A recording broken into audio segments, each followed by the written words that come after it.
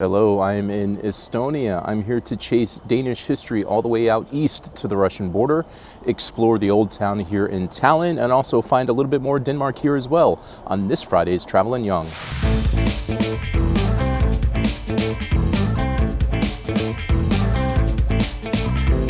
We're the Youngs. We've spent our lives traveling the world, and in 2018 we moved from Chicago, Illinois to Copenhagen, Denmark. Now we want to share with you how our new lives abroad is keeping us young. Keeping us young. Are helping to keep us young. Welcome to a very special Friday, Josh only Travelin' Young here. I'm the only one here. Sorry, you just get me today, but I'm here in Estonia. And what we wanted to do is to start working on this idea of being able to basically pull Danish history into travels that we do outside of Denmark. And Estonia was a great place to start. And as you can see, I scored a really nice hotel. I haven't shown Miranda any of this yet, so when she sees this video, is going to be disappointed because I got this cool place over here. I could like sit and read and whatever. Beautiful bed. It's just a gorgeous place here in downtown, old section of Estonia, of Tallinn, where I'm at right now. And speaking of Tallinn, I think that's a really interesting place to start when it comes to Danish history, to say that Tallinn, I didn't know this until I got here, but Tallinn is derived from two different Estonian words. Tali, which is the word for Denmark or Danish, and Linn, which is the word for city. So most people believe that Tallinn actually means Danish city or Danish town. So the capital of Estonia in itself ties back to Denmark, and that's kind of where it begins. But what I wanted to do when I got here was to explore a little bit more and find new bits of Estonian history, cool things to see in Estonia, tie it back to Denmark. So what I did is I spent the first day yesterday out east, because if you go out east all the way to the Russian border, you'll find an old castle that was originally built by the Danes. And then we stopped in some cool stuff along the way. And I want to show that to you. I had a great day traveling out east, so let's go check it out.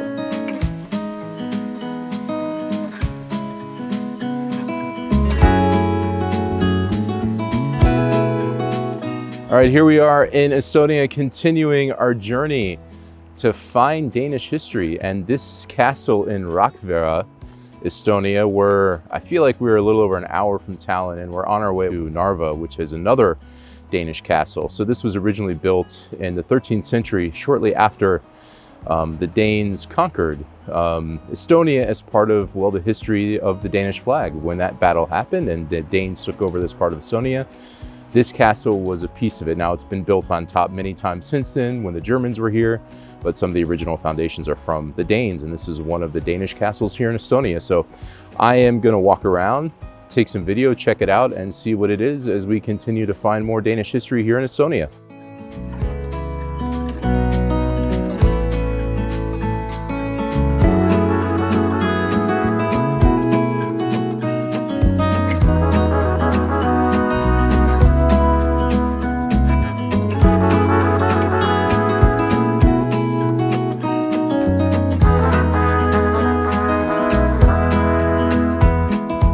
Can't go inside today because it's closed, but it was neat to walk around the outside and see it from a bunch of different angles and to see the goats and the animals that are here. But this place is fascinating because being that it's so old, from the 13th century, the Danes, the Germans, the Swedes, the Russians, the Polish, the Russians, the Swedes, all over, I mean, so many different countries have basically controlled and built on this area, built the moat around it differently because it became, you know, different how it had to be secured, and just it has so many generations of building on top of it. It's super neat. I wish I could go inside, but we will get to go into the Narva castle, which we're going to go to next.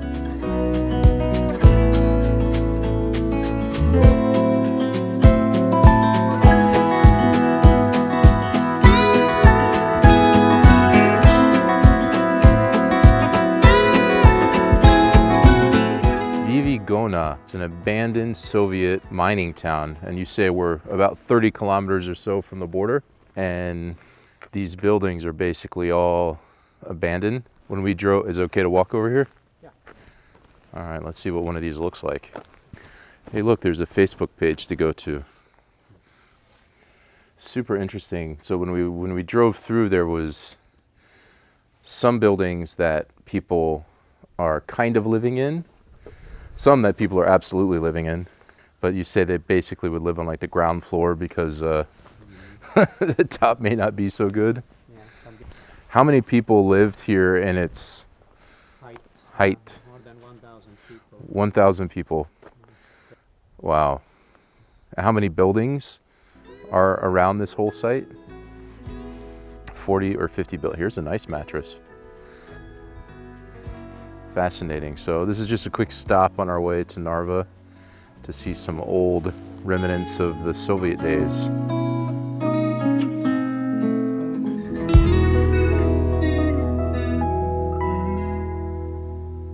All right, now I'm in Narva, Estonia, and it's really fascinating because in this point, we're really close to the border of Russia. That castle over there is on the Russian side, and it's a very narrow spot on this small river that basically separates Estonia from Russia.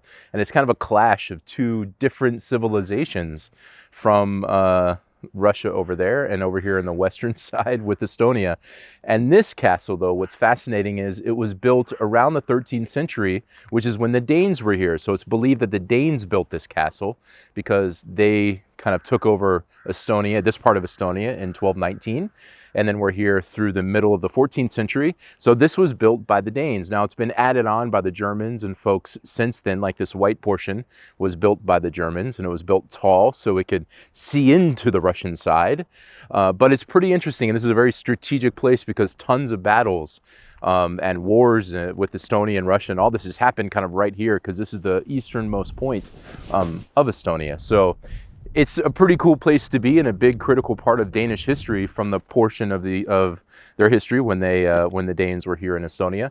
And I also really want to quickly thank Traveler Tours of Estonia because Sten here, who's sitting here actually operating the camera for me. So thank you. He's been giving me a tour around and he's been helping me see everything. So very cool. I appreciate the help and kind of getting me educated so I can share some of that with you as we look now at Narva Castle here in Estonia.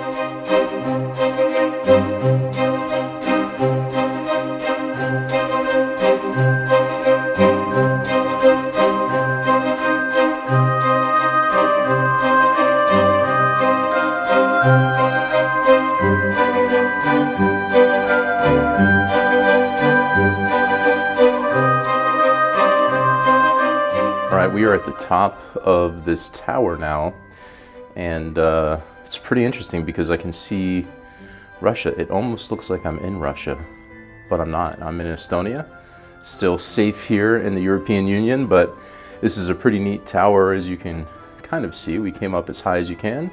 Each floor has a bunch of different pictures and things to see, but here you go. Let's take a peek here at Russia. Look at that. Look at that Russian castle. It's not as good as the Estonian one, I'm going to be completely honest with you. Look at it, like, there's like there's like a house inside, kinda. Then there's nothing else. And then there's horrible mines in the back has just been described to me. Way back there, mines not so good. Smokestacks and blah, blah, blah. I think we're doing pretty good on this side of things.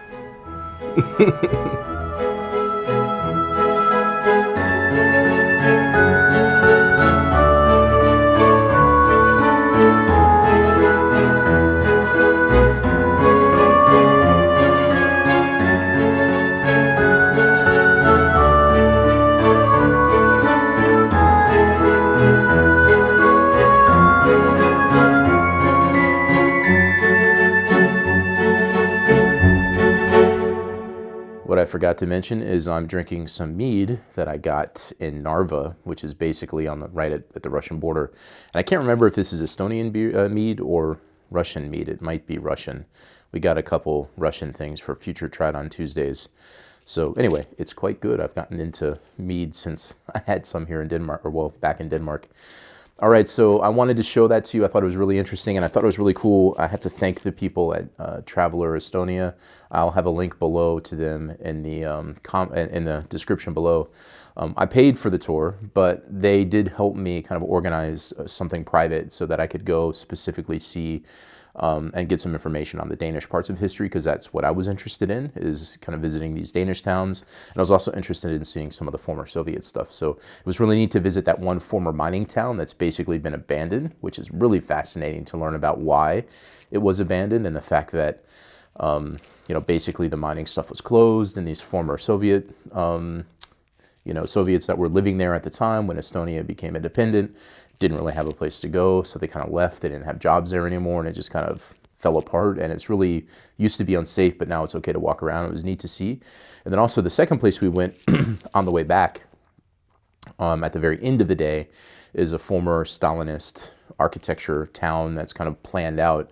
And that's where they did a whole bunch of enrichment of uranium and building of an atomic bomb.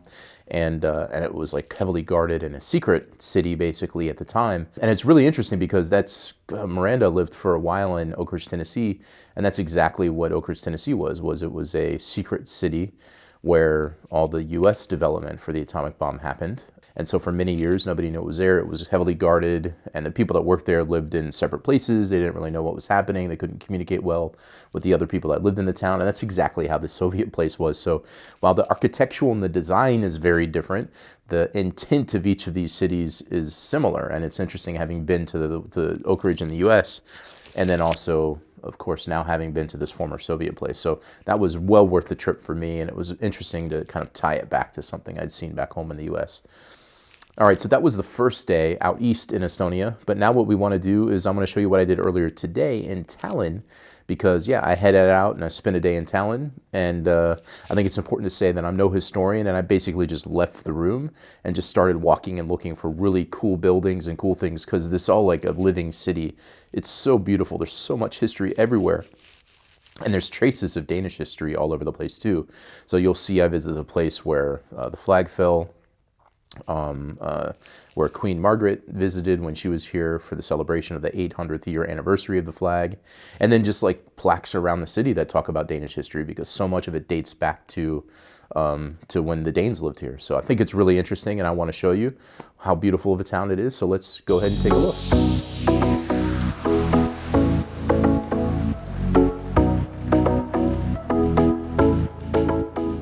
All right, now I made it to Tallinn, and I'm going to start the day here where the Danish flag fell from the sky in 1219.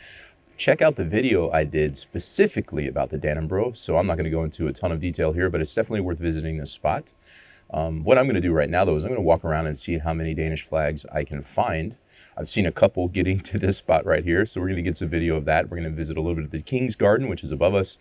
There's also a Queen's Garden and a memorial, because they set that up when Queen Margaret was here 2 years ago to celebrate the 800th anniversary of the Dannebrog.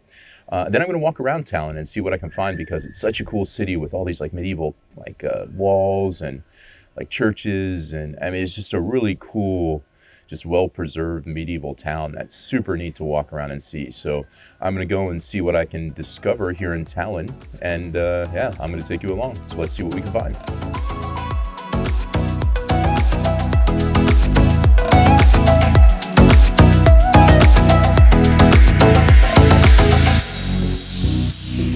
Right behind me is the plaque for the Danish Queen's Garden. As far as I know, this was dedicated when Queen Margaret was here to celebrate the 800th anniversary of the Dannebrog. At that time, they apparently planted 800 roses in this garden for her. And so it's pretty cool to find more evidence of Denmark sitting here in Tallinn, right on the wall of this old fortification. It's a pretty cool area to walk around and a gorgeous spot. And I'm gonna go explore a little bit more.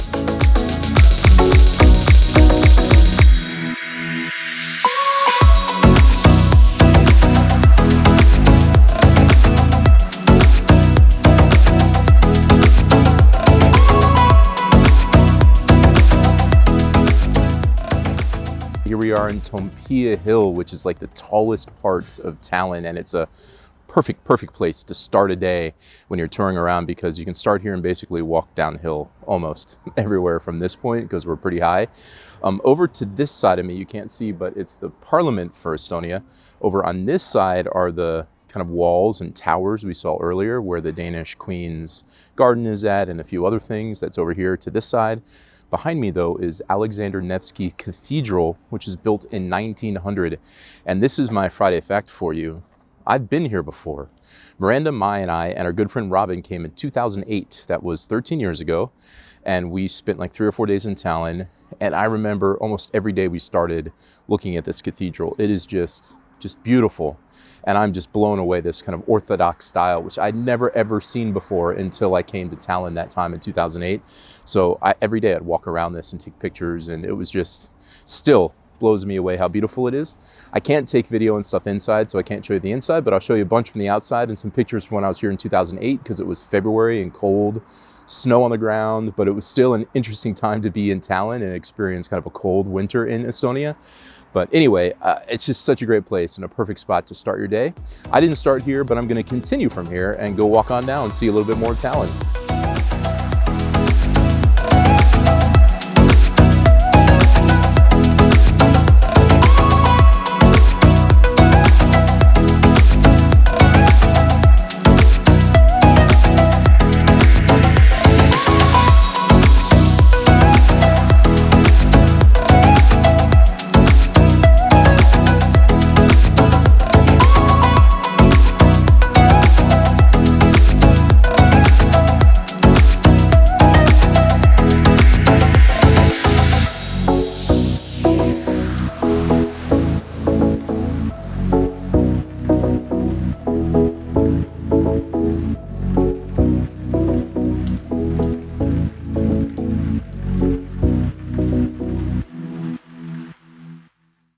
All right, well, let's wrap up this tour of Estonia. Thank you for joining me. I hope you enjoyed this kind of new idea and concept of being able to travel outside of Denmark, but link it back to different parts of Danish history. As we plan future trips, if you have any ideas of places outside of Denmark that you'd like to see us go that have elements of Danish history or influence from Danish history, or you just want to see us go there that has nothing to do with Denmark, also okay. Put it down in the comments below as we start to plan out what we're going to try to do next year. I think this year is pretty packed in the last few months, but next year we're kind of open to figuring out what we're going to do. So let us know. I'd love to get your input and what you'd like to see us do, and where there are interesting bits of Denmark spread around the world influenced by artists or, you know, wars and battles or musicians or anything. Doesn't matter. It'd be really interesting. So please let me know. I would love to learn more. All right. Well, I'm going to wrap it up with that. I'm going to finish. My meat is basically almost gone at this point. I'm going to wrap this up, and I hope you enjoyed our little tour around Estonia, learning a little bit more about Danish history, and definitely come to Estonia and check out Tallinn without a doubt. It's such a beautiful place. With that, I'm going to say goodbye, and I'll see you next time. Bye-bye.